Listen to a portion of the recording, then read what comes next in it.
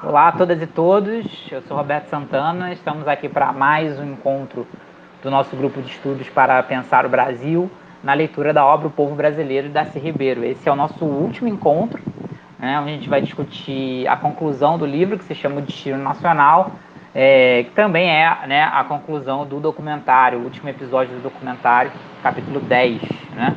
Então, hoje eu vou fazer uma rápida apresentação aqui sobre o conteúdo, né, da conclusão do livro e depois passar para todos os participantes que estão presentes aqui hoje darem as suas impressões sobre o livro, colocarem o que mais chamou a atenção, o que foi mais determinante na sua leitura e qual a importância, né, da leitura desse livro, do pensamento do Darcy Ribeiro para a militância de esquerda em geral do Brasil, né? Lembrando que esse é um grupo de estudos organizado pelas Brigadas Populares e com intuito militante, né? De fornecer uma discussão profunda sobre a obra do Darcy Ribeiro para toda a militância de esquerda do Brasil. Bem, o último, né, a última parte do livro, que é a conclusão do livro, né? Ela tem um título, né, que é o Destino Nacional, que tem muito a ver com a proposta, né, de pensamento do Darcy Ribeiro. Né? É curioso como desde a capa do livro, né, onde a gente tem o título O Povo Brasileiro e o subtítulo do livro, que é muito importante, né, a formação e o sentido do Brasil. Né? Então, fica já bem denotado desde a capa do livro, né, o que o Darcy queria te mostrar com essa obra, né? Não é só uma obra que conta a formação do povo brasileiro, né? Desde do choque entre as três matrizes principais e todo o desenrolar histórico que vai formar, né, culturalmente, etnicamente, antropologicamente o povo brasileiro. Mas é também discutir o sentido do Brasil, né? Então o Darcy ele sempre se coloca como um sujeito ativo na realidade, né? Bem pegando bem a ideia do Marx de que o mais importante do que entender a história é transformá-la, né? Transformar a realidade. Então, quando o Darcy ele chama já a atenção na capa do livro, né, a formação e o sentido do Brasil, ele está deixando muito claro o que ele está colocando ali. Né? Em outras passagens, em outras obras, ele avisa, né, quem estiver esperando uma obra neutra, né, vai se decepcionar, né? Tem aquela frase que ele fala, são homens de fé e de partido, né? Ou seja, minha escrita tem lado. E a ideia dele que traz sentido do Brasil é justamente colocar que o Brasil, enquanto uma civilização, ainda num processo, né, de fazimento, né, para usar a expressão que ele usa muito, o Brasil ele tem um objetivo para si, primeiro, de ser um povo em si mesmo, né, de finalmente poder ser si mesmo, e um sentido na história da humanidade, né, que é ser uma das grandes civilizações futuras da humanidade e, com isso, né, contribuir para a formação de uma, né, contribuir para uma formação de um outro, né, de um outro ser humano, de uma outra humanidade, de uma outra forma de nos relacionarmos, né? Que com certeza para ocorrer terá que superar toda a estrutura capitalista de relações capitalistas, né? E aí quando se chega ao final do livro e a gente se depara com esse título da conclusão do livro, que é O Destino Nacional, né? Novamente ele traz essa ideia lá do início do sentido, né? Sentido, destino, ou seja, existe uma possibilidade do Brasil ser o que ele tem potência para ser, que é uma das grandes civilizações da história da humanidade. Para isso, ele vai ter que, né, o povo brasileiro vai precisar superar uma série de entraves que foram colocados por nós mesmos ao longo da história e também por interesses externos que nos condicionaram ao longo da nossa existência. Então, nessa conclusão, primeiro Darcy vai chamar a atenção o que é um povo. Né? Um coletivo de pessoas, um conjunto de pessoas que vive, né, para si mesmo. Né, que tem as suas características culturais, étnicas, que habitam um determinado território, mas que, acima de tudo, se reconhece enquanto um povo. Né? A sensação de pertencimento, né? A sensação de que se faz parte de uma mesma comunidade. Isso está feito, segundo Darcy. Né? Desde o início do livro até o final, ele nos apresenta, né, a ideia do brasileiro como pertencente a um país, a um povo, Brasil, uma cultura, isso já está feito. Isso foi feito ao longo desses mais de 500 anos. Né? Os brasileiros se entendem como, né, co-cidadãos de um mesmo, né, de um mesmo estado, de um mesmo povo, né, que tem uma cultura que parece contraditório dizer, mas é homogênea na sua diversidade, né? Ela é plural e, ao mesmo tempo, ela se reconhece como única. A gente reconhece tudo como cultura brasileira, das mais variadas manifestações do nosso povo, né? O que falta ao povo brasileiro é a administração soberana da sua existência, né? E esse é o desafio que o Darcy nos coloca, né? E ele vai colocar o porquê que esse país nunca existiu para si mesmo, porquê que o povo brasileiro nunca existiu para si mesmo, né? Ele chega, inclusive, a utilizar um termo que é proletariado externo, né? Ou seja, como o Brasil, o povo brasileiro, o país Brasil, sempre foi um proletariado externo do mercado internacional capitalista, né? O Brasil, ele nasce com o capitalismo, né? O Brasil, enquanto povo brasileiro, enquanto que nós compreendemos contemporaneamente, ele é fruto da expansão do capitalismo internacional, né? E de maneira subalterna, como colônia e depois como país de capitalismo independente, né? Então, o destino do país, ele sempre foi conduzido por interesses estrangeiros, né? Dos quais sempre se completaram uma elite, né? E ele chega a usar esse termo, uma elite que é completamente alienada do próprio país, né? Que ela habita, né? E por isso que, né, a burguesia brasileira, e antes, no momento da colônia, a classe senhorial brasileira, ela tem horror a tudo que é brasileiro, né? E por isso que ela é colonizada, né? Por isso que ela é subalterna, porque ela sempre se colocou numa posição subalterna ao mercado internacional, subalterna aos interesses capitalistas internacionais, e por isso mesmo sempre achou que tudo de bom que vinha de fora e sempre teve vergonha do que tinha de dentro, né? Como esse país nunca foi governado para si, ele sempre foi governado por interesses estrangeiros e por uma pequena camada que sempre se completou dessa subalternidade internacional do Brasil, né? O povão, né, o povo brasileiro, né, ele sempre foi direcionado, governado, administrado no maior desleixo, né? Da pior maneira possível, da maneira mais desleixada possível e da maneira, claro, também mais violenta, opressora possível, né? O Darcy pontua muito bem todo o livro, né?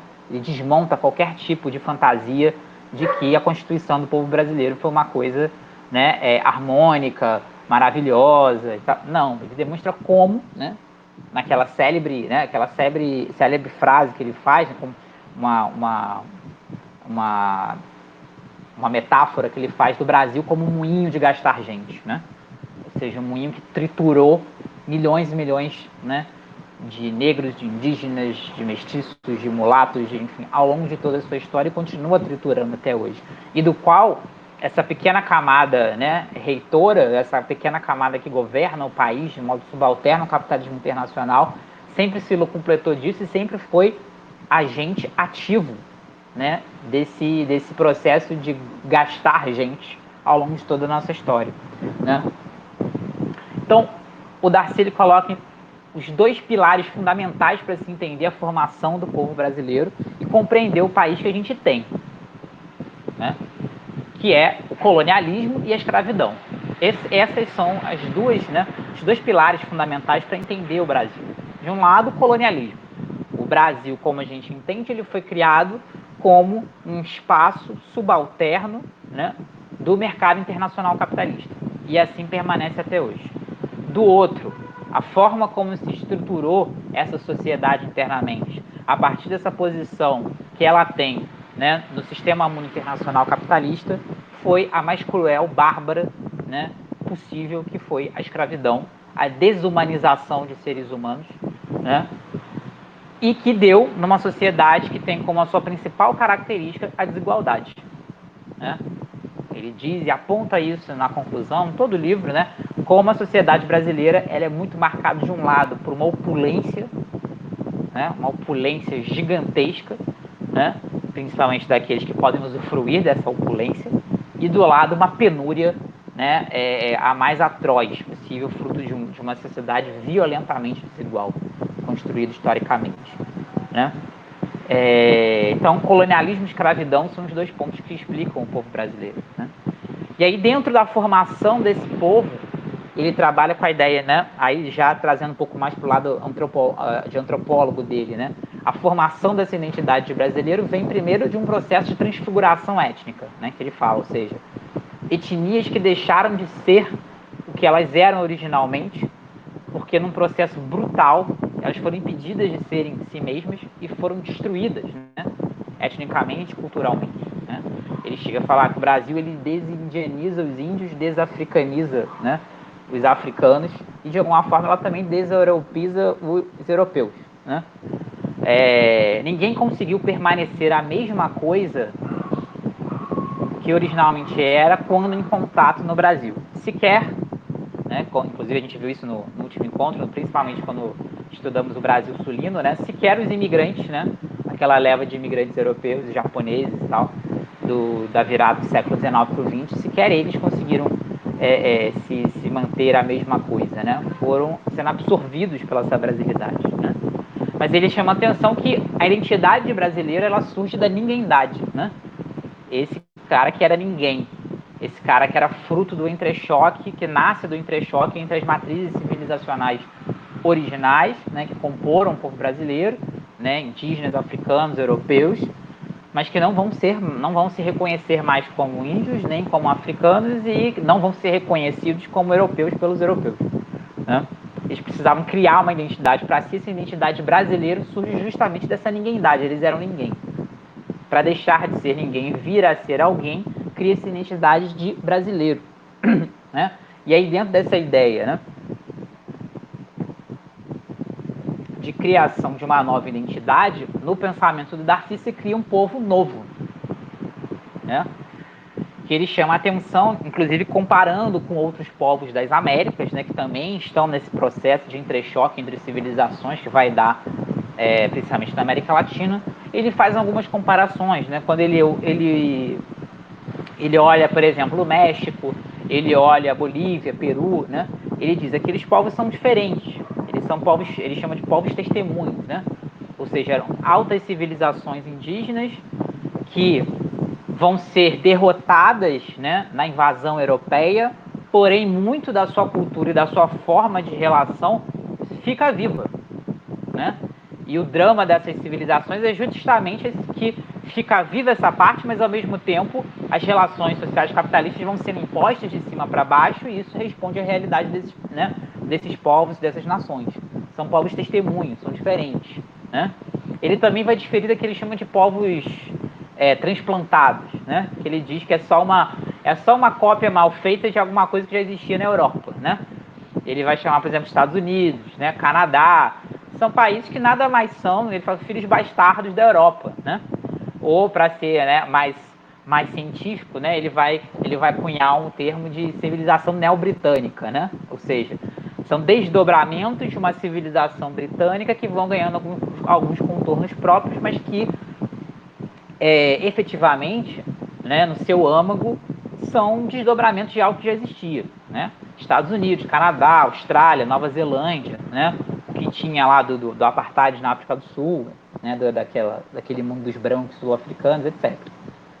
Ele vai trazer, inclusive, isso para cá, na América Latina, para a Argentina e Uruguai, né? E na visão do Darcy, né? Aquele processo de embranquecimento da população que foi tentado na virada do 19 para o 20, que não deu certo no Brasil, mas teria dado certo na Argentina e no Uruguai, a enxurrada de imigrantes brancos e tal, embranqueceram a população desses países.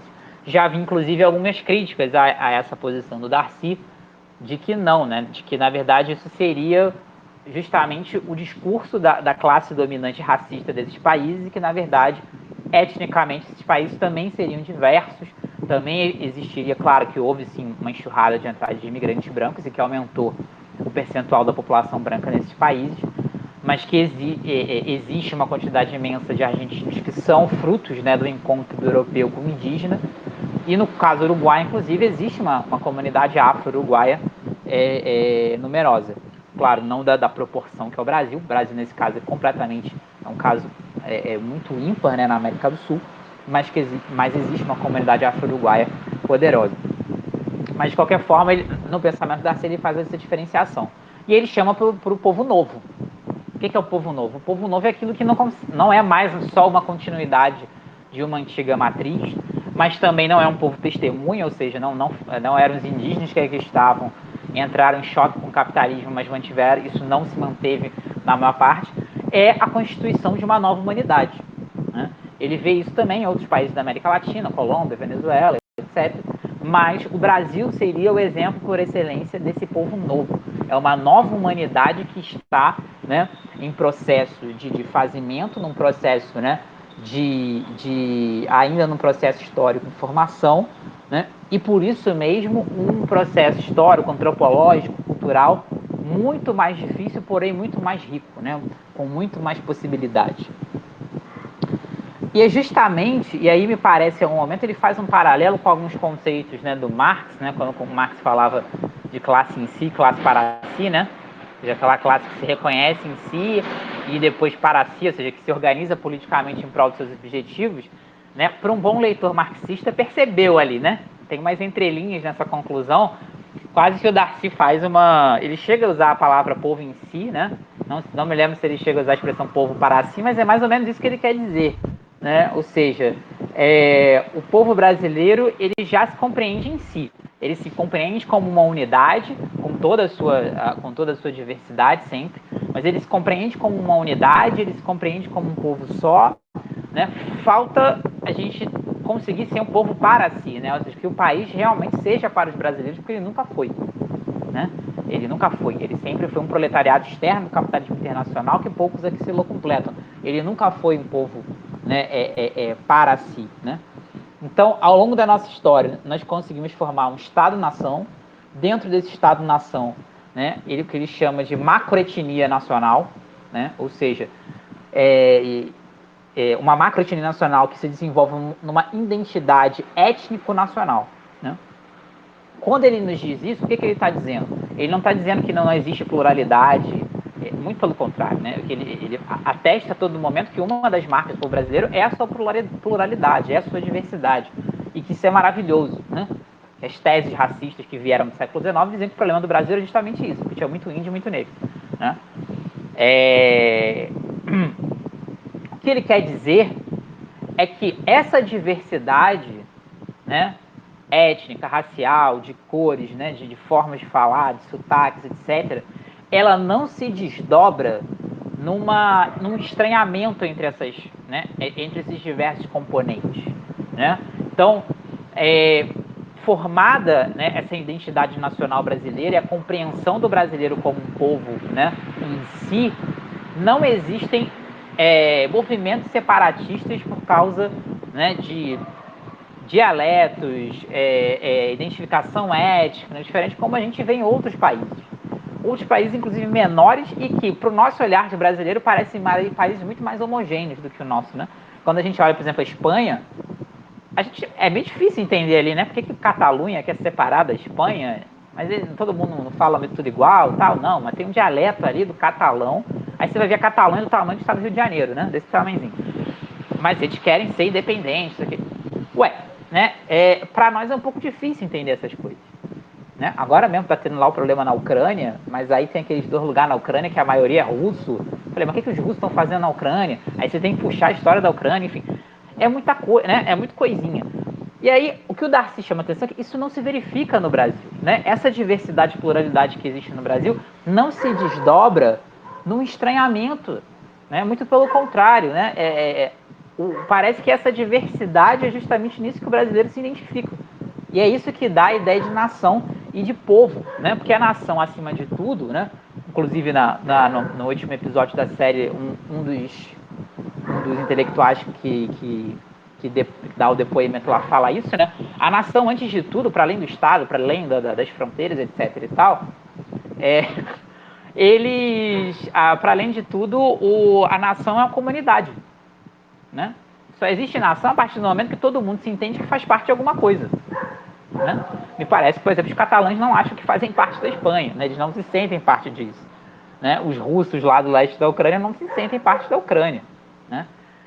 No dia lá que o Putin disse que ia reconhecer, a gente viu as fotos das pessoas comemorando na rua com a bandeira da Rússia. Né? Isso não existe no Brasil.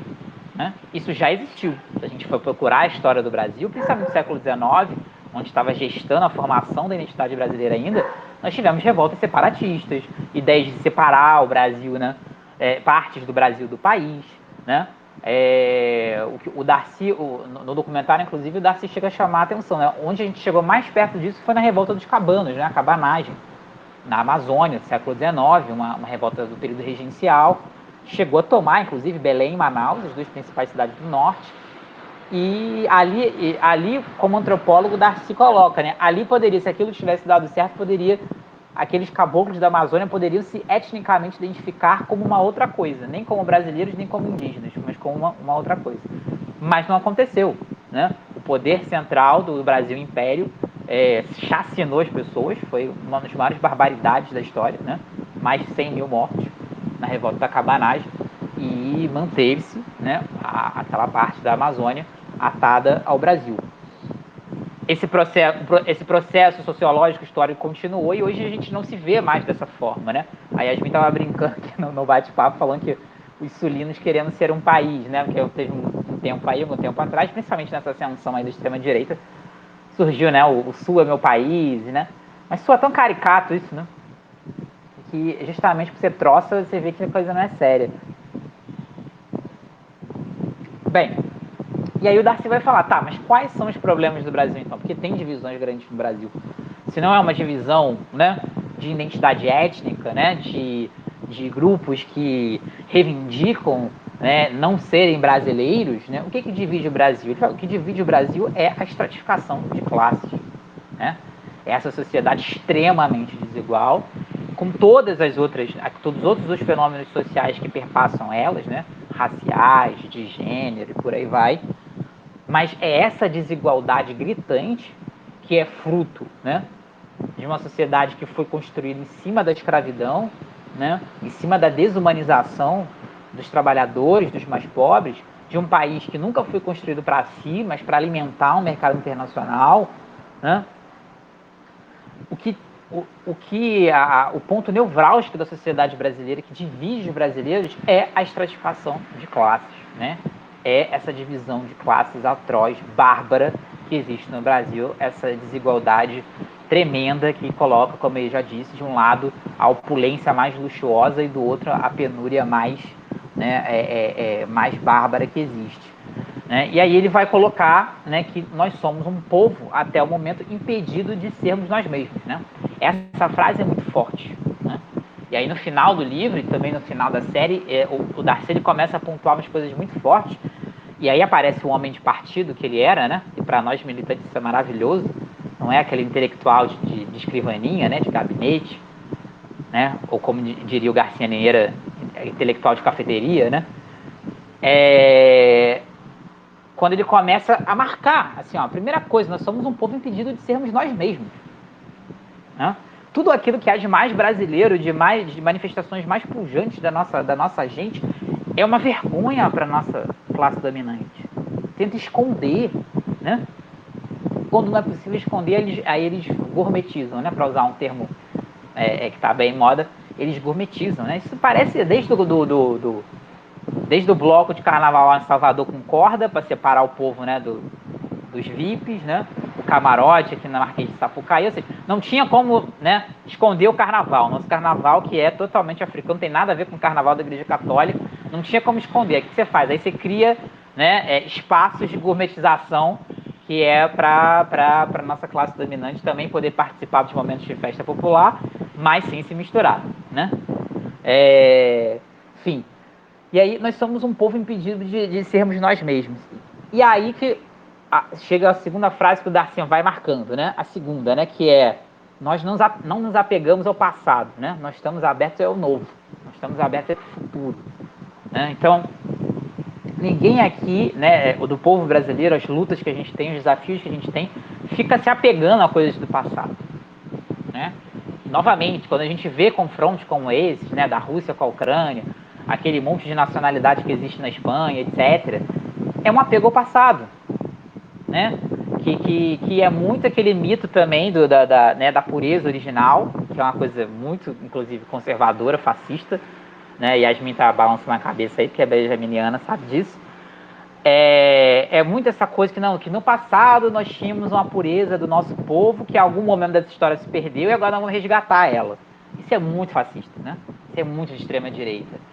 E o Brasil não é isso. A gente não se apega às coisas do passado, né? A gente se apega sim, tem que se apegar, inclusive, principalmente nós como militantes, a acabar com os processos de silenciamento que existiram ao longo da nossa história. Né? E esse é um debate que hoje está muito vivo. Né? E aí entra muito da questão afro-brasileira, entra muito da questão indígena, das mulheres, etc. Porque a nossa história, se a gente foi um povo impedido de sermos nós mesmos, como o Darcy mesmo denuncia, então muito da nossa história foi contada, né, de uma forma muito enviesada, né, de uma forma dos dominantes, da forma daqueles que sempre puseram a ordem que queriam. Né? Aquela, como diria o antológico Samba da Mangueira, história que a história não conta. Né? E agora a gente está conseguindo contar outras histórias que tinham sido silenciadas ao longo da nossa existência enquanto povo. Né? Mas nós não estamos presos a esse passado, a gente está aberto ao novo, a gente quer construir a coisa nova. Justamente por nós termos sido impedidos de sermos nós mesmos, agora a gente quer ser a gente mesmo. Então não vamos criar o Brasil que a gente quer, né? Que é uma coisa nova, que é uma coisa que só vai existir aqui. Né? E aí a gente chega no finalzinho do livro. Eu queria ler com vocês os 2 últimos parágrafos, que eu acho que são muito, muito eloquentes, né? Um primeiro ponto onde ele vai, algo que não tinha aparecido, inclusive, no livro todo, que vai aparecer na última página, na penúltima página, mais precisamente, que é onde o Darcy vai fazer a conexão do Brasil com o restante da América Latina, né? E ele vai colocar o Brasil dentro dessa pátria grande, e aí ele é um parágrafo que é curto, mas que abre toda uma discussão civilizacional, né? Essa palavra que a esquerda odeia discutir, inclusive, mas vai ter que discutir em algum momento. Né? Quando ele diz assim, né? Na página, no meu aqui é 454, mas é o 1, 2, 3, é o antepenúltimo parágrafo. Nosso destino é nos unificarmos em todos os latino-americanos para a nossa oposição comum ao mesmo antagonista, que é a América anglo-saxônica, para fundarmos, tal como ocorre na comunidade europeia, a nação latino-americana sonhada por Bolívar. Hoje somos 500 milhões, lá nos anos 90, né? Hoje já é muito mais. Hoje somos 500 milhões. Amanhã seremos 1 bilhão. Vale dizer, um contingente humano com magnitude suficiente para encarnar a latinidade em face dos blocos chineses, eslavos, árabes e neobritânicos na humanidade futura. Esse parágrafo ele é de uma profundidade histórica, civilizacional, sem precedentes, talvez na história das ciências sociais brasileiras. Por quê? Primeiro que ele vai entender, né, que a humanidade no futuro, né, no que a gente, nos processos que estão em andamento, que a gente não sabe como é que vai acabar, mas a gente espera, como revolucionários, que acabe da melhor forma possível, a humanidade ela está se criando cada vez mais em grandes blocos civilizacionais, né, que precisam se entender. Né? Ou a gente se destrói e se mata. Né? Que são grandes tradições culturais, né? Grandes tradições de humanidade. Né? E ele compreende que a América Latina é uma forma de ser humano, é uma civilização, né? A mais nova de todas, inclusive, né? Historicamente falando, e que o Brasil, dentro da América Latina, é o principal país, né? É o que tem mais peso internacionalmente. Então ele coloca esse Brasil, uma civilização, dentro da composição de um grande bloco civilizacional, que é esse bloco latino-americano, e aí ele retoma o Bolívar, a ideia da unidade latino-americana, né? Faz até uma comparação com a União Europeia, que enquanto a gente não conseguir ter uma América Latina autônoma, não vamos para frente. E é muito interessante que ele cita o antagonista. Aí tá, de novo, o homem de partido, né? Que não se esconde atrás das letras. Tem um antagonista. O antagonista é a América anglo-saxônica. Então ele faz a denúncia do imperialismo. Ele faz a denúncia que há interesses forâneos de que essa unidade latino-americana, né, que esse papel que o Brasil deve desempenhar no mundo tem seus inimigos. Né? E a gente não pode entrar candidamente nessa discussão. E ele cita outras grandes civilizações, China, né, os eslavos, que principalmente a Rússia, o mundo árabe, né? Poderíamos citar aqui também a África, poderíamos citar a Índia, que é uma civilização milenar, né? Índia e China são as civilizações mais antigas da história da humanidade. E os neobritânicos, que né, Inglaterra, Estados Unidos e seus filhos bastardos por aí. Na humanidade futura, né? Isso me lembra muito Teotônio dos Santos, né? Para quem sabe, para mim que conhece, sabe que eu fui orientando Teotônio, né? Que o Teotônio ele tem um conceito que ainda vai ser melhor desenvolvido na história do marxismo, que é o conceito de civilização planetária, né? O Teotônio ele não aceitava, né? E o Teotônio e o Darcy são, né, digamos, parentes de pensamento, né? Ideologicamente. O Teotônio ele não aceita a explicação de globalização, por exemplo, fazendo apenas um parênteses aqui, né, gente? O Teotônio não aceita a explicação de globalização a partir do capitalismo neoliberal, né? Ele entende que globalização é um processo de fusão da humanidade que vai perdurar aí por séculos, né? E que ele compreende que isso só vai ser possível com a superação do capitalismo. Então, na verdade, a globalização não é um fenômeno capitalista. Na verdade, o capitalismo está tentando frear a globalização, porque a globalização, na sua máxima potência, ela entra em contradição com as relações de produção capitalista. Isso é um outro curso, né? É um outro grupo de estudos. Mas me lembrou muito esse parênteses, esse parágrafo do Darcy, sobre esse pensamento do Teotônio de uma ideia de uma civilização planetária, né? Que seria uma sociedade comunista onde tudo que a humanidade já fez ao longo da sua história seria patrimônio comum de todos. É nisso que o Darcy está colocando, né? Nós, enquanto brasileiros, enquanto civilização brasileira, nós teremos um papel fundamental nessa humanidade futura. Mas para isso, primeiro, nós precisamos nos livrar, né, das correntes que nos prendem. E aí ele continua, aí a gente chega na parte final do livro, que é mais aquela exaltação e um chamamento de responsabilidade a nós, militantes, né? Somos povos novos, ainda na luta para nos fazermos a nós mesmos, como um gênero humano novo que nunca existiu antes. Tarefa muito mais difícil e penosa, mas também muito mais bela e desafiante. Na verdade das coisas, o que somos é a nova Roma. Uma Roma tardia e tropical. O Brasil é já a maior das nações neolatinas, pela magnitude populacional, e começa a sê-lo também por sua criatividade artística e cultural, né? Ou seja, se os europeus, o Ocidente, né, acham que tem toda aquela ideia também do passado mítico deles, né, que vem da Grécia, da Roma, o Darcy está falando, peraí, mas a maior nação de fala neolatina é o Brasil, não está na Europa. Então dá licença aqui que a gente vai passar, né? É isso que ele está dizendo, né? Dá licença que a gente vai passar, né? E nós já somos um país gigante, nós temos uma população gigante, nós temos vários recursos naturais e nós temos uma criatividade artística, cultural, isso me chama atenção, enorme, belíssima. O que está faltando? Aí ele seguindo a leitura. Precisa agora sê-lo no domínio da tecnologia da futura civilização, para se fazer uma potência econômica de progresso autossustentado, né? Ou seja, se não dominar os processos produtivos mais avançados, né? Se não construir um Brasil para si mesmo, se não for um povo, né, um país soberano, não vai, né? E para nós que somos revolucionários, entendemos que isso só é possível no socialismo.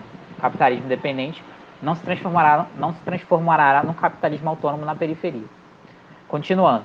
Estamos nos construindo na luta para florescer amanhã como uma nova civilização mestiça e tropical, orgulhosa de si mesma. Mais alegre porque é mais sofrida.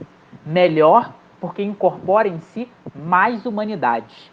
Mais generosa porque é aberta à convivência com todas as raças e todas as culturas e porque assentada na mais bela e luminosa província da Terra, né? E com essa passagem ele encerra o livro, né? E aí ele faz, para a gente encerrar, eu chamo uma frase que ele fala na série, tanto no primeiro quanto no último episódio. E acho que propositalmente a diretora colocou essa frase tanto no primeiro como no último episódio, que é inclusive uma passagem muito darciniana e muito brasileira, né? Quando ele olha para a câmera e ele chama a atenção de você que está assistindo, né? Quando ele fala assim, a coisa mais importante, né? Presta atenção. Ele fala assim, né? Presta atenção. A coisa mais importante para nós brasileiros é inventarmos o Brasil que nós queremos, né? Então, aquilo é quase que uma convocação a nós brasileiros construirmos esse país que ele realmente tem que ser, né? E ele só vai ser quando as maiorias do povo brasileiro, essa maioria que é sofrida, como Darcy fala, ao longo da história, mas que também é criativa, também é alegre, tomar as rédeas desse país, e aí a gente vai poder construir o Brasil com a cara que ele realmente tem que ser. Essa é a tarefa que o Darcy nos chama, e essa é a tarefa que cada militante revolucionário, né, nesse país, que ama esse povo, que ama esse país, tem de construir a nova Roma, né, que vai ser, né, o Brasil e a civilização brasileira. Camaradas, é isso. termina aqui a apresentação dessa última parte do livro. E agora eu vou abrir para todos vocês, para que a gente possa fazer... Tem umas palmas aqui que eu nem sei de onde saiu. Nem sabia que tinha esse recurso aí. Vou abrir para vocês para que a gente possa debater. E hoje, como é o último dia, todo mundo, por favor, ligue a câmera na hora que for falar e se coloque. Não só para discutir sobre, né, a conclusão do livro, né, esse final, mas para que a gente possa discutir sobre o livro inteiro, né? O que a gente aprendeu lendo Darcy Ribeiro, o que a gente aprendeu debatendo aqui, não como intelectuais, que todos nós somos, mas como militantes revolucionários, né? O que a obra do Darcy e o pensamento do Darcy nos engrandece enquanto homens e mulheres que estão dispostos a mudar a realidade do nosso povo e transformar esse país. Então, abro aqui para quem quiser se manifestar, para que a gente possa fazer o debate. Obrigado. Eu acho que dava para fazer a rodada chamando, hein? Quem tá aqui, porque tem pouca gente, acho que dá para todo mundo falar, e aí também não fica o silêncio entre uma fala e outra, o Roberto esperando alguém falar. Bora lá, Roberto, tu que chama aí, vai chamando. Não me chame primeiro, não. Eu ia falar, você que é coordenadora do curso, que deu a ideia, porque Não. esse curso existiu por causa da Yasmin, que a ideia foi dela, não foi minha. Tá? Vamos dar os louros aqui para todo mundo que agora está acabando o curso, vamos dar os créditos para as pessoas. E Lara também, que é da coordenação, que sem Lara não existiria curso. Porque Lara é que arrumou e-mail, Dropbox, grupo de WhatsApp. Sem Lara, nada existiria. Lara está para sempre no meu coração. Tá? Mas vamos lá. Quem começa aí? Livre, espontânea vontade aí. Torquato, que sempre fala bem. Vai lá, Torquato.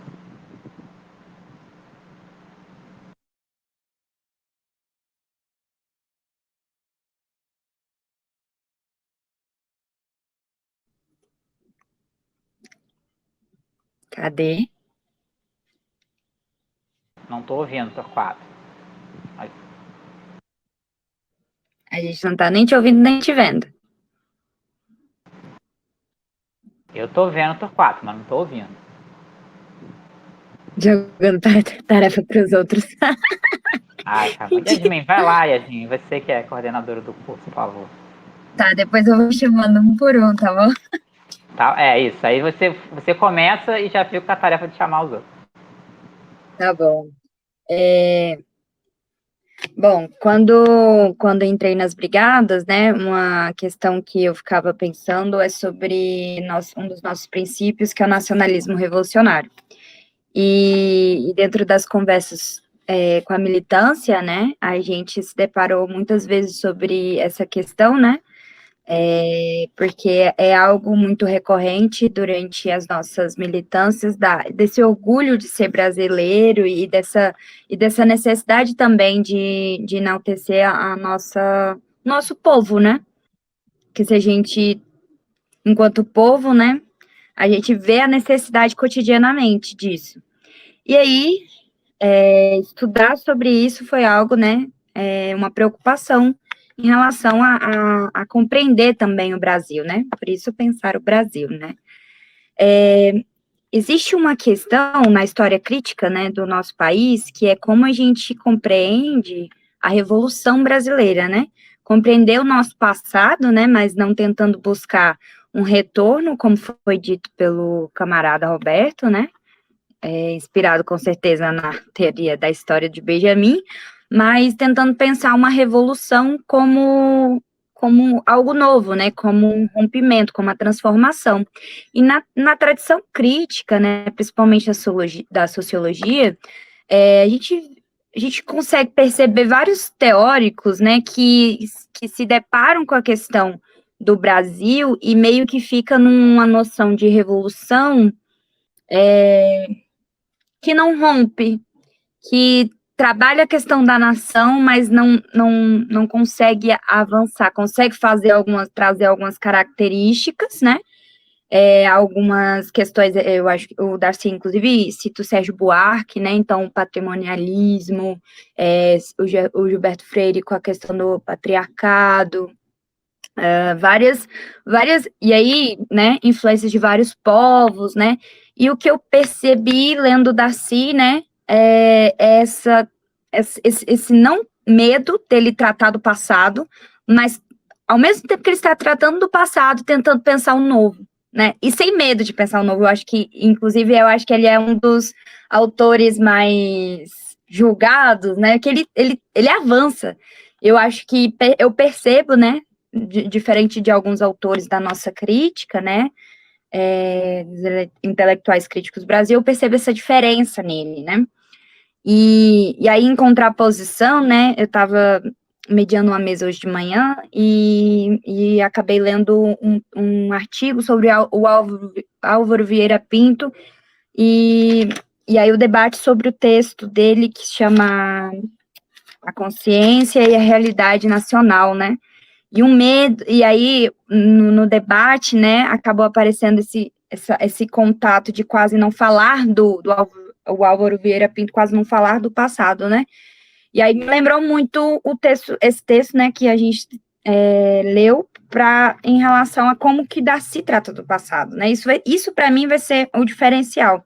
Então, pensar esse novo e atrelar do novo a noção de revolução, né? A gente pensar a revolução, né? A nossa revolução, tentando compreender também uma amplitude, né, como ele chega a falar nesses últimos parágrafos, né, compreendendo, então, a característica da latino-americana, né, a importância que o Brasil tem também para a emancipação dos povos, né, não só a gente quanto povo. Então, acho que fica, para mim, né, fica essa questão que eu ainda pretendo aprofundar, né, mas esse potencial no Darcy de atrelar o novo e pensar ao mesmo tempo a revolução. E isso, né, para pensar isso, não tem como não pensar a nação, né? Então, nação, novo, revolução. Acho que essas três palavras, né, conseguem trazer o que de mais ficou marcado e também o que é mais importante para a nossa militância ao buscar compreender o Brasil, né, enquanto nação. Eu acho que é isso.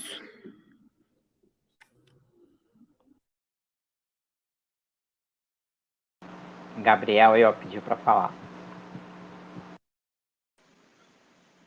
Boa noite, camaradas. Bom, fazendo um pouco algumas reflexões aqui, né, junto com as falas que me antecederam aí, da Yasmin e do Roberto, né, eu penso que tem duas questões aí que eu queria, né, em especial tratar.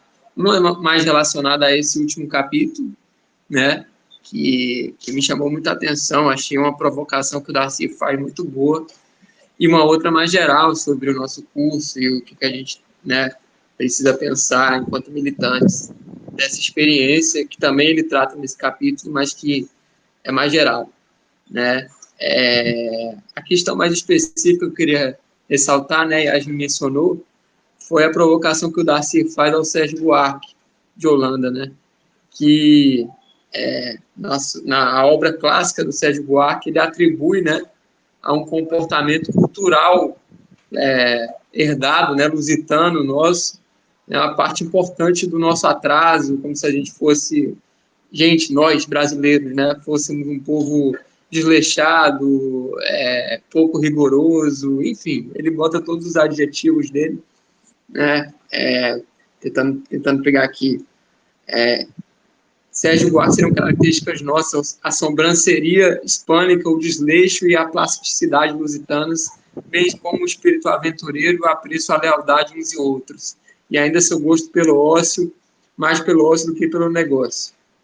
Na mistura de todos esses ingredientes resultaria uma certa frouxidão e anarquismo, a falta de coesão, a desordem, a indisciplina e a indolência, né? Quer dizer, tudo de ruim, né? Que nós, enquanto povo, teríamos herdado por causa dessa herança lusitana. E o Darcy, ele faz uma inversão que eu achei fantástica, cara. Que ele inverte, ele mostra que justamente, né, se são essas nossas características enquanto povo, né, essas são grandes virtudes que a gente tem na medida em que, né, com elas a gente, ele coloca que a gente se nós fôssemos, né, O inverso disso teria nos tirado a criatividade do aventureiro, a adaptabilidade de quem não é rígido, mas flexível, a vitalidade de quem enfrenta, ousado, azares e fortunas, a originalidade dos indisciplinados, né? Ou seja, ele faz uma inversão aí que eu achei fantástica, né? Mostrando que, na verdade, isso que é o complexo de vira-lata, né, que é atribuído a nós brasileiros, é exatamente, né, dialoga exatamente com a nossa principal contribuição e com o que nós somos hoje, né? Um povo criativo, que olha para o futuro, e ele faz aí um golpe de mestre aí nessa perspectiva do Sérgio Buarque, que é muito frequente, não só no ambiente acadêmico, né, ainda hoje, mas ela está na base de um senso comum, né, que se cria pelos brasileiros para se subtrair, né, para se diminuir, né. Então, eu queria só reforçar essa passagem que eu achei muito boa. E, de uma forma geral, cara, dialogando mais com a nossa visão militante, né, do livro, eu acho que um ponto que o Darcy chama muita atenção é que nós, né, quando falamos da formação do povo brasileiro, por se tratar de um povo novo, nós ainda estamos nesse processo, né? A gente ainda está se construindo, né? A gente ainda precisa se inventar de muitas maneiras, né? Não é um processo que está concluído, né? Nesse último capítulo ele reforça muito isso também. E eu acho que, pensando um pouco na prática política, essa questão que a Yasmin traz, né, da nossa organização reivindicar o nacionalismo revolucionário, coloca ela numa posição de vanguarda, né, para fazer essa disputa, né, do que nosso povo, né, de qual é o processo, né, quais são os desafios, quais são as aspirações que o nosso povo tem, né, para seguir se construindo, né, que nós devemos reivindicar, né, quais são os passos que a gente deve seguir. Eu acho que toda organização política popular, na medida em que faz a sua luta, contribui nesse processo, né. Mas eu acho que as brigadas populares, modéstia à parte, têm um avanço importante de estar plenamente consciente disso, né? Estar plenamente consciente da importância de fazer essa disputar os elementos nacionais, disputar os símbolos nacionais, reivindicar a todo momento a nossa história enquanto povo, a história das nossas lutas, né? Um ponto que chamou a atenção, só um comentário à parte, né? Mas recentemente teve a data de aniversário, né, da Revolta dos Malês, e a nossa organização fez uma publicação sobre e tal nas redes sociais, e eu vi uma pessoa comentando que nós tínhamos sido a única organização que tinha se colocado, né? Eu não sei se realmente foi, mas eu achei isso assim, sintomático dessa reivindicação, né? Que é muito importante. Nossos camaradas aí de Santa Catarina também hoje estava lendo a parte do Brasil sulista, né? Que o Darcy fala muito da guerra do contestado, né? E nós temos lá a nossa ocupação reivindicando, né? A ocupação contestada reivindicando essa luta. Então, assim, são elementos que a gente traz para a disputa e que eu acho que são essenciais para uma organização de esquerda revolucionária poder, né, estar dentro desse desafio de entender o que o nosso povo pode vir a ser, né? O que o povo brasileiro pode vir a ser. Óbvio que o povo ele vai se reinventando, independente de se ter uma organização revolucionária ou não, né? O povo se reinventa todo momento com seus processos de resistência, de luta. Não precisa ter uma organização socialista para extrabangueira, fazer o samba-enredo dela, reivindicando a história dela. Não precisa disso, né? O povo se reinventa. Mas quando nós, né, como revolucionários, entramos nessa disputa, a gente traz essa perspectiva também de transformação radical, profunda, que a gente precisa no Brasil, né? Socialista, revolucionária, em diálogo com todos esses elementos nacionais, populares, que perpetram a nossa história. E eu acho que são avanços assim, importantíssimos, que eu já tinha, né, acho que todos nós já tínhamos plena noção disso, mas o livro do Darcy me chamou muita atenção para isso, que eu acho que fortalece ainda mais essa compreensão. É isso. Já chamo o próximo.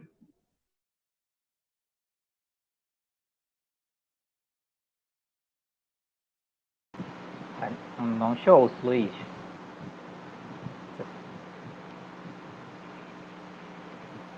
Alguém tá ouvindo? Peraí, acho que agora vai. Tá bom. Quer ir, Torquato? Tá no jeito ou agora já atrapalhei, né? Tá, eu gostei tanto da fala do Gabriel que eu fiquei até meio desconcentrado. Eu estava esquecendo minha fala já, estava muito boa. Merece um corte aí, parabéns aí. A fala de Yasin foi muito boa também. Mas tentando aqui recuperar o fio da meada, acho que o que mais aproveitei do livro, né? O que eu mais aproveitei da perspectiva militante foi a resolução foi dirimir certas dúvidas acerca de uma questão nacional. Como já citaram antes, o Brasil tinha uma tradição mais forte antigamente de intérpretes, né? Intérpretes do que é o Brasil, ensaístas e etc., como a Yasmin citou, o Gilberto Freire, o Sérgio Buarque e afins. E só que todos eles, como o Gabriel também já falou, eles trazem uma perspectiva muito culturalista, como se o Brasil tivesse um defeito genético, né? Eu acho que essa perspectiva que outros autores trazem, elas são praticamente fatalistas. Eu acho que uma virada de chave que o Darcy faz é que a interpretação dele aponta para o futuro. Ele não aponta para um fatalismo que inevitavelmente vai se desembocar no reacionarismo, né? Esse tipo de fatalismo, como diz o Paulo Freire, etc. Não por coincidência, é o nosso senso comum, como o Gabriel falou, essa interpretação do Sérgio Buarque, né? Você liga na televisão, tá toda hora falando de patrimonialismo, que é o defeito brasileiro, que aqui no Brasil não sei o quê. O Darcy não, o Darcy inverte essa interpretação, não a partir de uma romantização, embora ele seja muito poético às vezes, né? Que dá até você fica até com medo, pô, esse cara também não tá esticando não, né? Da maneira que ele fala tão bonita, mas não de uma maneira romântica, porque ele está sempre com os pés fincados na história e na materialidade. Daí eu acho que isso é uma virada importante que o Darcy faz na interpretação do Brasil, pelo menos dos autores e autoras que eu já li, né? E isso, numa perspectiva militante, é muito importante, porque quando você se aproxima, né, das pessoas nas brigadas populares, ou seja, onde é que você vai militar, e você vai falar da questão nacional, da nossa história, por que a gente reivindica o nacionalismo revolucionário, esse tipo de nacionalismo esperançoso, nacionalismo não xenófobo, pelo contrário, não, o nacionalismo que ele é aberto a outras culturas, justamente pela sua Constituição, que foi uma mistura de culturas diversas, acaba colaborando para que a gente tenha muito mais força e elementos para trabalhar esse discurso e essa prática no cotidiano da militância. E aí, para terminar, eu acho que também o Darcy faz a contribuição importante na questão do... Como é que eu posso dizer? Fugiu a palavra agora. Da apropriação das nossas histórias, né? De uma perspectiva de interpretar a questão nacional, como falaram antes, de uma maneira de que ela está em fazimento, né? De certa forma, tem uns sensos comuns que a gente se depara, né? E às vezes a gente até pode cair neles quando está descuidado, né? Por estar meio desavisados, de que o Brasil ele não é aberto a novas culturas, não, ele é xenofóbico, a gente vê xenofobia. Ele tem outros problemas que o Darcy aponta. Não, ele não é separatista, né? E você pensa, não, mas tem lugares que querem se separar. E o Darcy resolve várias questões desse senso comum com uma análise muito profunda e de longo prazo. Então, eu acho que ele desmistifica certos sensos comuns que a gente vê por aí e às vezes pode até cair neles. Eu acho isso importantíssimo, principalmente quando a gente vai defender o nacionalismo revolucionário brasileiro para novos militantes, né? Eles chegam muito com essas dúvidas, esses questionamentos, essas certezas, às vezes. Então, essa questão antifatalista de dirimir as dúvidas acerca da nação brasileira, eu acho que são fundamentais. E a outra questão que eu achei muito importante e marcante também foi a constituição da identidade, né? Ele fala muito claramente como essa identidade foi marcada. Ela foi marcada de uma maneira à base do ferro e fogo, né? À base do sangue, do moinho de gastar gente. Mas o fato é que ela foi feita, né? E ter esse entendimento, né? Ainda que seja uma história marcada por sangue, ela foi feita. E a gente, tendo esse entendimento, pode partir dele com muito mais clareza para os nossos objetivos futuros. Eu acho isso fundamental. Finalmente é isso, não vou me alongar, deixar outras pessoas falarem outras coisas. Obrigado pelo curso, Roberto, Yasmin, Lara, pela formação. Parabéns, foi excelente.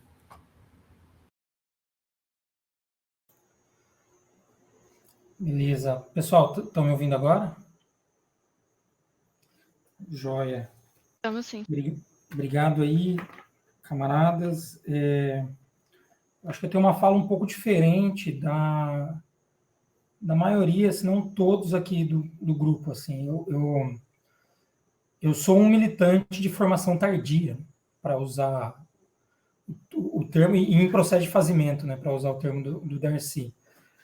Eu não sou um intelectual ou um acadêmico, eu sou um engenheiro, trabalho numa empresa, né, uma multinacional americana, e entrei para militância, participei do movimento estudantil lá atrás, mas eu entrei de fato para a militância durante a pandemia pela necessidade de se organizar e fazer alguma coisa, mas de maneira totalmente sem embasamento e formação nenhuma, assim, teórica, né, de qualquer espécie, apesar de trocar muito e conversar, mas sem uma base, né.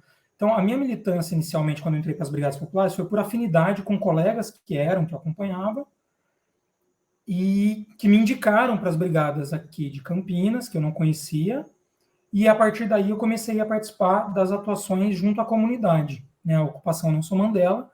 Então, a minha atuação sempre foi muito prática, de se organizar para ajudar a organização e aquela luta, no sentido puramente prático mesmo, de somar, né, para aquilo que fosse necessário. E ao longo desse processo, eu sinto, né, uma carência muito grande dessa formação, da formação de maneira geral. E aí vem os textos base das próprias Brigadas Populares, que é uma grande bússola assim, para a nossa atuação enquanto organização. E essa formação, para mim, essa formação aqui que nós estamos finalizando hoje, né, para pensar o Brasil, teve uma importância enorme, assim, de entender justamente um pouco dessas referências, e isso eu acho que ajuda, de alguma maneira, primeiro, né, entender quem somos de verdade, sabe? Quem nós somos, e não vou entrar muito no debate do texto, mas as principais mensagens, assim, que para mim ficaram justamente o fato da gente entender que nós, enquanto povo, não existimos para nós mesmos, nunca formamos o Brasil para nós mesmos, que a gente sempre foi, e eu, dentro de todos os privilégios que eu reconheço, né, me entendo enquanto brasileiro e compartilho dessa visão de povo brasileiro, e que faço parte de uma luta revolucionária e para tentar mudar o destino do Brasil, numa perspectiva de construir o Brasil que nós queremos, e que a gente possa ser, numa nova perspectiva de organização, de civilização, né, como o Roberto comentou, uma nova forma de ser feliz, sendo quem nós somos. E não ser feliz no modelo que nos é imposto ou nos é vendido, porque às vezes não é nem tão imposto assim, né? Mas é muito mais na perspectiva da gente negar a própria cultura, a nossa própria história, e não acreditar mais que a gente tem a opção de tomar as rédeas do nosso próprio futuro enquanto nação, enquanto povo, né? Então, eu acho que isso me dá muito fôlego para a militância, porque uma coisa é você atuar numa perspectiva muito pontual, por exemplo, numa ocupação, que tem uma luta específica que vai ser provavelmente histórica, né? Assim, vai levar muitos anos, e aquela conquista pode ser uma questão histórica para aquela comunidade, né? Só que ganhando ou perdendo, conquistando ou tendo derrotas, se você tem uma luta muito pontual, prática, é uma luta que o fardo o fardo se você não tem a dimensão histórica dessa luta, né?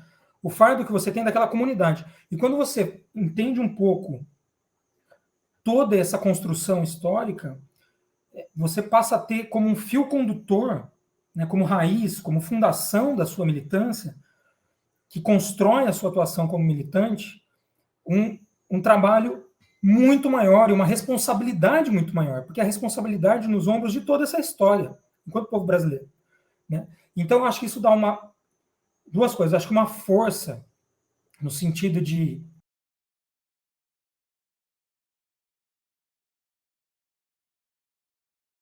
Luiz. pode ir lá. Então, acho que isso dá uma força para a gente, ao mesmo tempo que dá uma força de toda essa história, nos empurrando para o futuro, que é isso que termina o livro, né? Nos fazendo, ou nos propondo, nos colocando numa situação de que a partir daqui a gente tem que levar para frente, né? Essa responsabilidade também nos dá uma perspectiva de que mesmo que a gente tenha uma conquista, no caso no trabalho específico aqui agora, nesse momento histórico pontual, na ocupação Nelson Mandela, a dimensão da luta histórica ela é infinitamente maior, né? E eu acho que encontrar camaradas e entender a importância de estar organizado, para mim foi muito um processo de fortalecimento, sabe? De militância. Inclusive para formar e organizar a sede, né? O nosso grupo aqui no território, que acontece sempre tendo uma renovação e a gente se manter fortalecido para que a gente continue forte e que essa organização possa continuar, mesmo que eu não esteja nela, né? Mesmo que se por acaso por uma questão de trabalho precise mudar, a organização precisa continuar, a luta precisa continuar para poder fazer uma outra luta em outro território. Então, para não falar muito do texto, nem entrar muito na questão acadêmica assim do Darcy, que até nem poderia, né, diante de tantas falas aqui mais profundas nesse sentido, eu acho que para mim tem uma fagulha, assim, sabe, de militância muito maior do que eu esperava. Eu achei que ia ter uma formação. Então, acho que para mim foi bastante emocionante em diversos momentos da formação, de se sentir responsável, assim, né? E de sentir uma motivação de fato para continuar na luta. Então, acho que é isso. Muito bom. Agora Clara, falta você. eu. Ficou por último, né? Vocês falaram tão bem que fica difícil. Mas não sei nem por onde começar. O Luiz falou sobre... Pode começar a abrir a câmera, Laura. Abrindo a câmera e falar isso. Gente. Então, eu abriria, só que eu tô no computador que não tem webcam. Se eu tivesse no outro computador, eu abriria, gente. Vou ficar devendo essa. Vai ser velha, hein? Você já conhece o cenário, então tá de boa. Então, eu também entrei nas brigadas na pandemia, né? E assim, o início da fala do Luiz, eu me identifiquei muito. O que me radicalizou foi a realidade, né? Eu acho que é o jeito certo mesmo de estar no caminho, porque chegou a pandemia, a gente vê tudo acontecendo. Eu também não sou muito da área acadêmica, apesar de fazer faculdade e tudo mais, eu não sou da área de humanas. Só que, assim, todos esses estudos, cara, me motivam demais, assim. Quando eu penso na realidade, eu falo, quero estudar. Me envolvi um monte de curso antes de entrar nas brigadas. E, assim, foi uma realização estar numa organização que tem esse objetivo de mudar a realidade que a gente vive, principalmente depois que a gente vê o quanto que ela tá podre, né? Mas, enfim, o Darcy Ribeiro expõe isso pra gente um pouco, o quanto tá podre a coisa. Ela já veio podre, né? Enfim, eu separei um monte de coisa aqui para falar sobre o Darcy, sobre como que a gente surgiu, né? Como que o brasileiro surgiu. Ele não é uma sociedade implantada, né? Tipo, ele se desenvolveu a partir do zero. Então, assim, antes mesmo da gente surgir, a gente foi desfeito, na verdade. Eu acho que isso é uma coisa que eu vou levar para a vida, que eu não sabia disso, assim. Até a gente estuda na escola, mas com a compreensão muito rasa, né? Então, assim, as etnias já existiam, né? Já existiam os índios, já existiam os africanos, mas eles foram desfeitos, né? Então, primeiro, eles foram esvaziados para depois transformar em uma outra coisa. E outra coisa interessante também é que hoje em dia, por mais que a gente ainda tenha essas divisões, a gente não se identifica mais como separados. A gente já tem a unidade. A gente já é um povo em si. E o que mais difere a gente, que o Darcy até falou nesse último capítulo, e eu achei um ponto bem importante assim para ressaltar, é que o que separa os brasileiros é a estratificação em classes. Então isso é uma coisa que a gente nunca consegue esquecer, porque está ali na nossa realidade o tempo inteiro. E isso desde o início, né? Porque os brancos vieram aqui, isso já é uma separação de classe. Então, esse é um entendimento que eu acho que a gente tem que levar para a vida mesmo. E que não é todo autor que fala, né? Que dá a cara desse jeito, tão explicitamente. Mas, enfim, eu acho que é isso, assim. A gente, como parte dessa massa, dessa sociedade, né? A gente está em construção, então é uma produção cultural, é uma produção de tudo que a gente vem fazendo. E é para o futuro, né? Eu acho que se tiver um mote para esse grupo de estudo, seria um povo em si para si, ressaltando o para si, né? Que é onde a gente está almejando. É isso. Não sei, mas acho que não tem nada para falar, gente. Só agradeço mesmo. Acho que foi ótimo. E vamos fazer mais, né? Vamos levar esse debate adiante. Não vamos parar por aqui, não.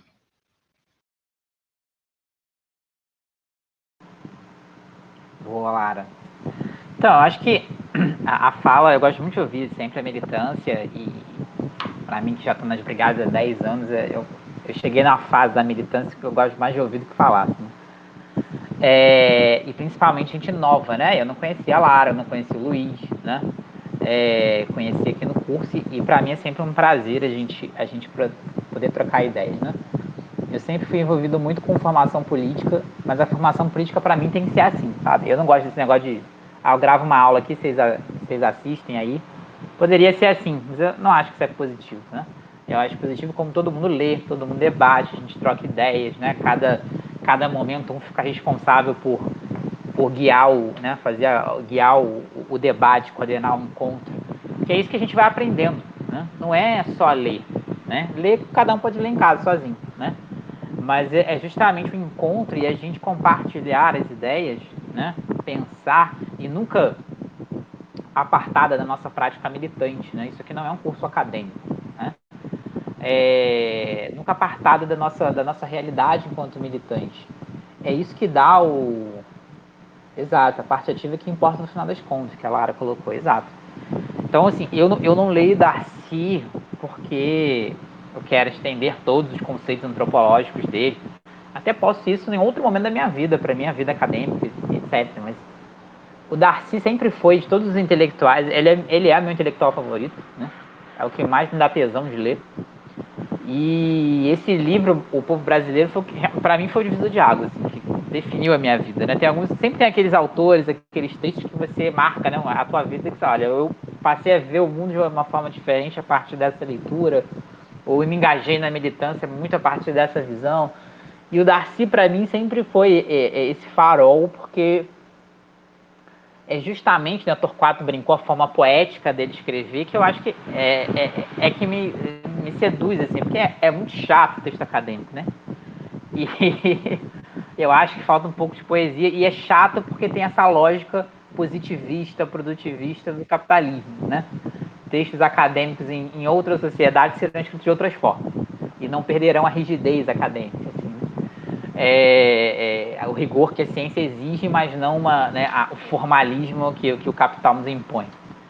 Mas e o Darcy sempre me chamou a atenção, né, por causa disso, porque ele consegue fazer as coisas profundas, né? Esse livro ele é de uma complexidade científica assim, absurda, né?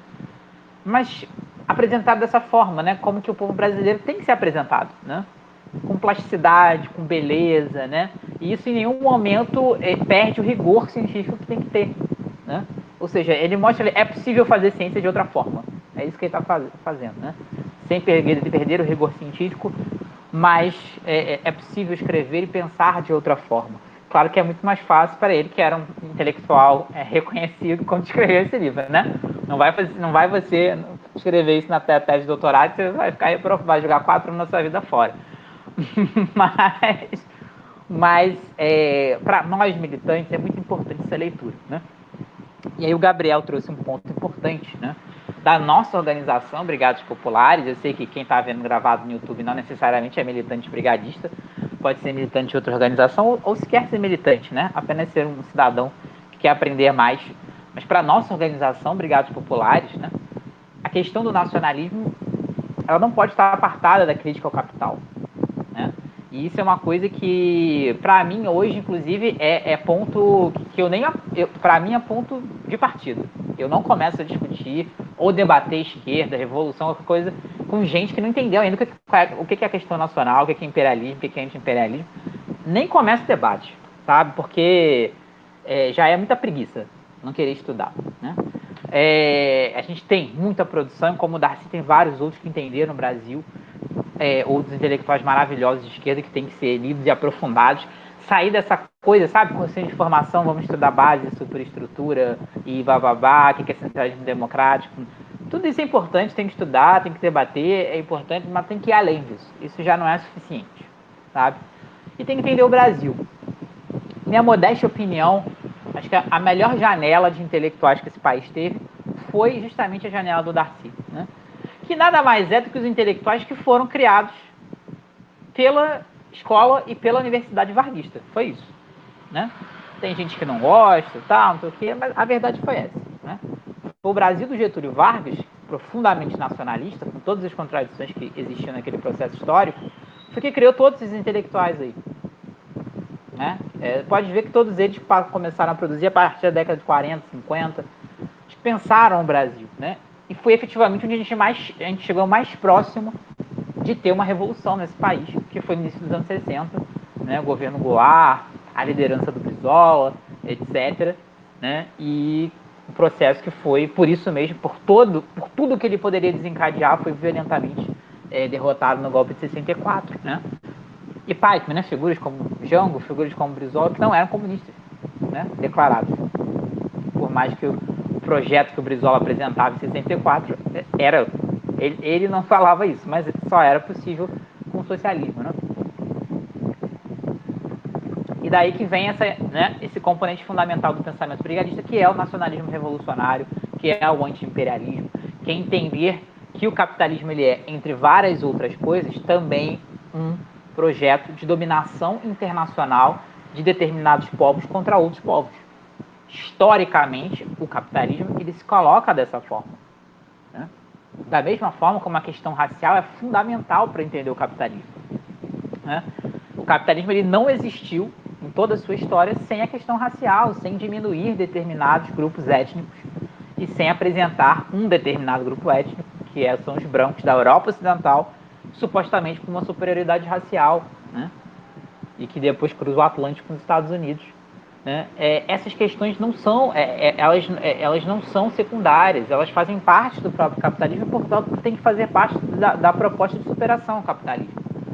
Né? Eu gosto muito e venho estudando muito nos últimos anos, tem gente no marxismo que não gosta. Eu adoro a teoria do sistema mundo, adoro o Wallenstein, adoro o Arrighi, justamente porque eles vão lidar, né, o conceito que o Wallenstein cria de capitalismo histórico, né? Ou seja, para além da ideia de compreender como o capitalismo funciona e tal, a teoria do valor, etc. Mas como é que o capitalismo se constituiu historicamente?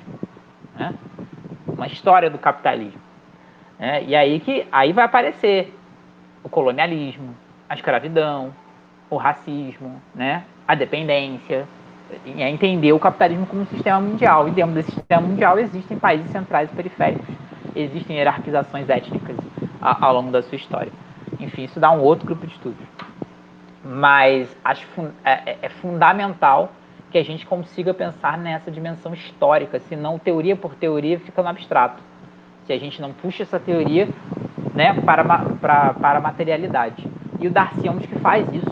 E aí ele puxa para a materialidade mais próxima a nós, que é a realidade nacional. Não tem como entender, né, o Brasil sem ler Darcy Ribeiro. Né? Não tem como entender o Brasil sem ler esse livro. Né? E pode-se discordar, óbvio, isso aqui não é Bíblia. Pode-se discordar, né? Isso é ciência. A ciência tem sempre o espaço para a discordância, né? Inclusive para a superação de coisas que anteriormente poderiam ser verdade. Né? Mas não tem como. É aquele tipo de autor, aquele tipo de obra que não tem como desviar. É igual, para mim, é igual Manifesto Comunista. Assim. Quase todo mundo começa as suas leituras militantes pelo Manifesto Comunista. O povo brasileiro, para todo militante revolucionário brasileiro, é uma obra que não tem como desviar. Vai ter que ler, vai ter que estudar, vai ter que fazer grupo de estudos, vai ter que debater com os demais, senão não entende o Brasil. Né? Porque não adianta ficar estudando a teoria do valor, a exploração, o imperialismo, e o Lenin, e o Mao. Tá, mas onde é que entra a festa junina nesse meio aí? Né? Onde é que entra o carnaval? Né? Tem que entrar, porque senão a gente fica falando de abstrações. Né? E aí por isso também que a gente não tem vergonha, né? E não tem nenhuma contradição em resgatar os símbolos pátrios. Né? Bandeira, verde e amarelo. Uma parte da esquerda considerável acha isso execrável. Aí é curioso que vai para a manifestação com a bandeira de Cuba. Né? As pessoas usam mais a bandeira de Cuba do que a do Brasil. Eu acho, nunca entendi isso. Né? Mal sabe que a bandeira de Cuba é a mesma bandeira desde o século XIX. Sabe? E o Fidel não mudou a bandeira de Cuba, não. É a mesma bandeira de antes. Sabe por quê? Porque isso não tinha importância nenhuma. O processo revolucionário, a Revolução Cubana, a cor da bandeira, se o que representava era o quê, não tinha importância absolutamente nenhuma para os cubanos. O que tinha importância era mudar o país. E a Revolução Cubana é a Revolução Socialista profundamente nacionalista. Né? E para quem estuda a sociedade cubana, a Revolução Cubana, sabe o quanto o nacionalismo é importante para manter a coesão da sociedade cubana no projeto revolucionário. As pessoas vão para a manifestação com a bandeira de Cuba, né, e não vão com a bandeira do Brasil. Né? Mas a bandeira do Brasil é um negócio... Mas ninguém sabe disso, nem historiador sabe que a bandeira do Brasil, o verde é dos Bragança, o amarelo dos Habsburgo. As pessoas não sabem nem pronunciar Habsburgo, sabe? Isso não é importante. Não é importante, o povo já ressignificou que o verde é da mata, o amarelo da riqueza, muito mais bonito, muito mais darciniano, inclusive, essa interpretação da bandeira, né? Que o verde é da mata, o amarelo da riqueza, o azul é o nosso céu, que é bonito.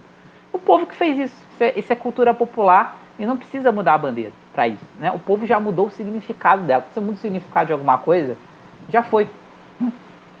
Não precisa mais mudar a forma. Se o conteúdo já foi modificado, por mais que forma e conteúdo estão ligados, tá, Yasmin? Antes que você venha puxar minha orelha. Mas não existe separação de forma e conteúdo, eu sei. Mas essa brasilidade é o que às vezes falta na esquerda brasileira. Né? E eu acho que a gente não tem como não mais a gente aguentar isso. Né? Vale mais o verde e amarelo que foi esse martelo, assim, na minha concepção, para trabalhar com a massa e fazer a Revolução Brasileira. Bem, do que eu tinha para colocar é isso. Né? Eu queria agradecer a todo mundo que participou. Agradecer muito a Yasmin e a Lara pela coordenação. Sem elas esse curso não existiria. Tá? Agradecer a todo mundo que participou, principalmente quem ficou até o final, Gabriel, Torquato, Luiz, né? Outros camaradas que passaram muito por aqui, né? O André, né? A outra companheira aqui do Rio, que eu esqueci o nome, Milena, né? Que participou bastante, Mamed, né? E outros que participaram, quem está assistindo aí, né? Que está nos dando aí o prazer da audiência posterior aí, também obrigado pela sua audiência, sua atenção, né? E entender que a gente pode fazer, né, muito mais cursos, né? Torquato está lembrando aqui para curtir e compartilhar. Você que está assistindo o vídeo, curta o canal das Brigadas, compartilhe os vídeos das Brigadas, entre no nosso site brigadespopulares.org.br, Curta as nossas redes, temos todas as redes, tem Instagram, tem Facebook, tem Twitter, né? Futuramente teremos um TikTok, ainda não temos, mas no futuro vamos ter. Mas, né, agradecer a você que também ficou na audiência, né, e continuar, né, no futuro teremos outros grupos de estudos, outras discussões, convidar todos e todas para que se juntem a nós no futuro. É isso, gente. Pátria livre, venceremos e viva o povo brasileiro. Venceremos. Venceremos. Obrigado. Venceremos. Vou encerrar, gente.